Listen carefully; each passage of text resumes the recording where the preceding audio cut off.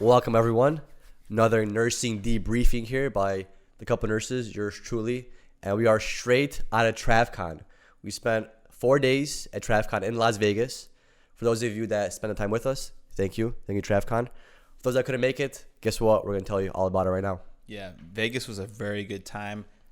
I had no expectations going in. It exceeded on every single level. Everything what we did, great time, learned so much, great experience. And before we talk about TravCON, for any travel nurses out there, a little tip. If you want to make it for next September to TravCON and you sign a contract, make sure you put it into your RTO. And another issue I had is I signed a contract and TravCON was the second week after my contract. And usually there's a period through the AMN where you can't have days off your first 2-3 weeks on contract. So that was a little bit weird. But what happened is I talked to the scheduler guy. He made the shift happen. Luckily, it was a different person, not Carlos, because Carlos would have messed us up there. Yeah. And we had the days off. We worked like 5 out of 7 days afterwards. That was rough, but here we are recording this debriefing, and it was a good time. Yeah. It was our first time in Vegas as well, so it's like a double whammy. Experienced our first TravCON and first time in Vegas. Yeah. So if you're wondering what TravCON is, it's a travelers convention. It's one of the largest traveling conventions out there. It brings travel nurses, allied workers together, such as like OT, PT, phlebotomy, X-ray, all those, and a lot of travel agencies. So you have the wide spectrum of people that you can network with, tons of booths to see what like the agencies are doing, why they're the best ones. Maybe you could flip-flop agencies. And maybe you're not a travel nurse. You can still come. We met, remember that couple? They're both staff nurses. They still came in to check out the event. They've heard about it, and they're learning about the travel industry if you want to get into it. So if you're staff thinking about travel, check out the event, the convention. You might change your mind after coming and hanging out for 4 days. TravCON is a 4-day event, and it's a good time because you pay a ticket, or you pay $300, or you pay $250. I pay $300. I paid a little bit more because I got a little bit later than Matt. And you come into this convention, and actually a quick advice. So Matt and I got an Airbnb actually. This TravCON event was in the Paris Casino and Hotel. We got an Airbnb that was about a 6-minute Uber ride, which cost like $20, anywhere from $10 to $20 one way. So next time if you guys are gonna go, I highly recommend staying at the actual hotel and casino that TravCON is actually being thrown, because these casinos, this is our first time there. These casinos, these hotels, it's literally like walking to a little city. Everything you need is in that hotel casino. There's no reason for you to get an Airbnb. Just stay at the event. You have literally everything there for you, and it's such a good time. You get food provided for you, breakfast, lunch, super cool, and then you get to experience the nightlife. Yeah, we flew in Sunday, so Sunday is the allied section of TravCON, so we missed like the booths and everything, but we were able to stop by a meet and greet at the travelers convention there. So we talked to some allied workers. It was like a meet and greet, had some champagne or some Heineken's, had a good time, met up with one of our friends from a travel agency. And there was also like this mega pool party that everyone was saying it was a good time. It was hosted by an agency and I believe MedVenture or something. We missed out on that because we had an Airbnb, so we had to get some water, got some food, and then before you know it, our time flew by. So we made it towards the end of the convention. And our flight got delayed too, so that didn't help. Yeah, but it was smooth because we were able to kind of scope out where all the exhibitions are. So this is such a big convention. I think there was over 1,700 travelers this year, 300 more than last year. So the event is growing, and there's different exhibitions that you might go to. So depending on what speaker or keynote speaker you want to see or what CEs you want to do, you might go to different areas. So familiarize yourself with the area. You get a map, of course, and then you could kind of scope out where you want to go. Yeah, so Matt mentioned Sunday. So Monday was our first nursing focused TravCON day. We did the allied on Sunday. First nursing one was on the Monday. So if you guys are gonna fly in, you could fly in late Sunday if you want to attend the allied one if you're a travel nurse. So we had a goal of hitting a handful of things, and to be honest, we were a little overwhelmed for sure. So we put together some notes about, hey, this is what we want to hit, this is what we want to look at, and a little schedule for ourselves. We initially wanted to hit yoga in the morning. So it's cool because this is not just a place to get education. It's not just a place where you do this like CEs, nursing driven things. There's actually nice things provided for you guys, like yoga. There's a sample session that we're going to talk about later that we did later that week. It's not just you go in and you got to do this education, you got to listen to this, you got to do that. You're free to roam around, and this is big. This is a lot. It's a huge event. So our goal was to do yoga that morning, but didn't wake up in time. You know, Vegas, it's hard to wake up early in Vegas. So we just kind of toured the exhibits. We got used to the layout of it, so we knew where everything was, and then we kind of planned the day from there. So we saw our first keynote speaker, and that was a humor guy, which was dope. Why medicine is laughter. Yeah, it was real funny. I wish I remember his handle that I could give out to you guys, but I forgot his handle. But he basically made a comedy show out of a CE. So we got CE credit for that, but it's a comedy show that he did with some education that was about happiness, laughing, and how that makes you live longer, which, you know, it's cool. Making CEs, getting those credit hours just to attend an informational comedy show. That was super cool. Another keynote speaker that I liked on Monday was he was the speaker of like government relations for AMN, and he gave a keynote about the state of the current situation of travel nursing, and he talked a lot about becoming a compact state all around all 50 states where it's easier for travelers. And one thing I've realized is that there's agencies that are representing healthcare workers, which is a little bit upside down, because what we need to do is we need nursing leaders to stand up and start representing nurses as a profession instead of these agencies. Shine some light there. I was actually able to ask him a question whether there's an actual nursing shortage or is there a shortage of bedside nurses. The way he answered, he said it's both. But to be honest, from the podcast episodes we had and our own perspective, I really think there's just really toxic work environments that are pushing people from bedside. And man, we do these debriefs, we talk about our shifts. It's rough. Bedside is rough. Yeah, that was a really good question that you asked the guy.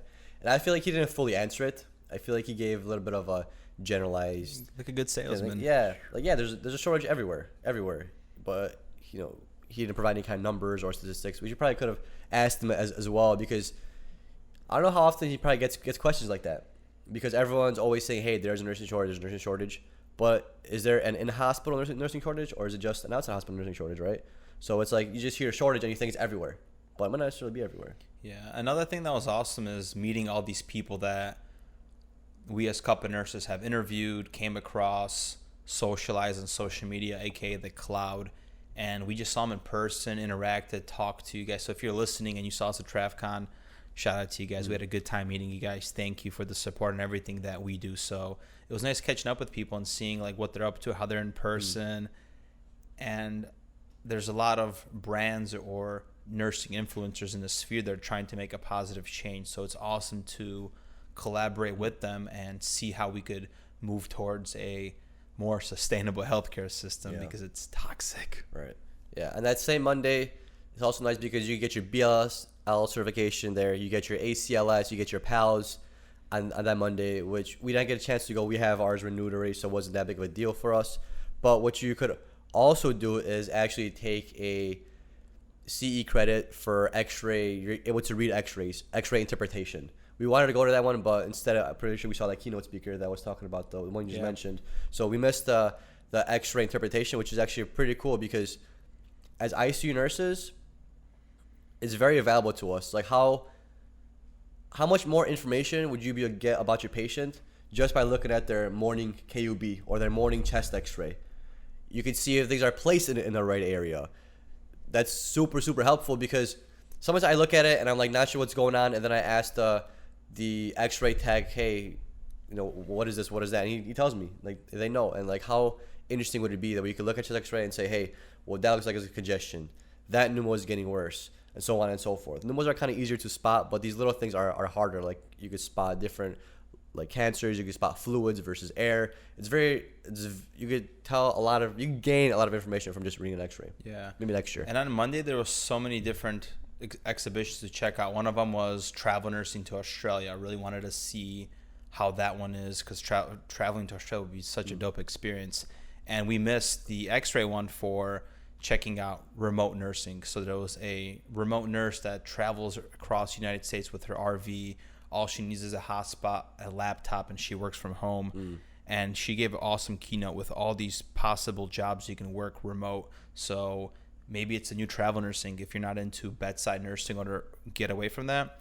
I'll give you guys some different specialties to check out. So you could be a clinical trial manager, case management nurse, telehealth nurse, nurse informatics, utilization management of review nurse, triage call center nurse, nurse auditor. So there's so many other opportunities in nursing that we didn't even know about that we discovered through this keynote that you can break away from bedside. Personally, it would be very hard for me to sit there and do triage calls as a telehealth nurse, but it's all possibilities. So if you're burnt out from maybe travel nursing, staff nursing in general, type in on Google remote nursing, see what pops up and explore that field. So just more opportunities to expand your practice and your scope if you want to switch around. Yeah. The one thing somebody asked during that keynote is, can you live outside the country while working remotely? And the answer was no. They need you in the States. So if you want to go to like the Philippines or Greece or Poland or England or Germany, I think you could do telehealth that way. You can't do that. You gotta, or remote nursing that way, you can't do it. Honestly, I think there's a hack around that. VPN or what? I would use a VPN. So a VPN is a virtual private network. You pay a monthly fee, and you're able to switch your IP address, meaning where your internet is pinging from. So if you're in Thailand, you can set your VPN to have an IP address in the United States. And who's going to tell you you're not working in the United States if your internet is pulling from there? So that's a little hack around there if you're trying to be that adventurous. Yeah. So Monday was just filled with speakers, doing CEs. We didn't do too much booths that day, but that was our main objective, was to get this education stuff, CEs, let's see what they have to offer. Let's move along with that. Yeah. And what's cool about, one, being at the hotel there, you could get so much merch and giveaways. These travel agencies are giving away so much. Every single booth has something to give, whether it's a fanny pack, sweater. I know a healthcare agency was giving out like fig scrubs, they were telling us. Louis Vuitton purse. Candy, raffles. And of course they want you to do giveaways because they scan your information. Of course, the whole point of this venue is to get traveler information so then they could reach out to you. But the giveaways, you could get so much merch from it. And we experienced those booths on Tuesday. Tuesday was our main conference day, and man, it was a lot. There's a lot to do. Matt and I went to almost every single booth, and we were able to finish. We were of course doing some recording. By the way, you guys check out our vlog, TravCON vlog. It's probably gonna be out when we drop this. I'm pretty sure it's gonna be out. It's out now. Check it out on YouTube. So we did a lot of recording too. So we didn't get to hit every single booth, but man, when you walk in there, there's just so much to do. There's so much colors. Everyone's happy. Such a good time. After, I want to say 1 o'clock, they give you champagne or wine, whichever one you want, to wind down a little bit. Like, that's cool. You get to talk to recruiters. We got to talk to recruiters while some of them were drinking beer or wine or champagne, and we were drinking wine and champagne. So you get to unwind a little bit and actually get to know somebody.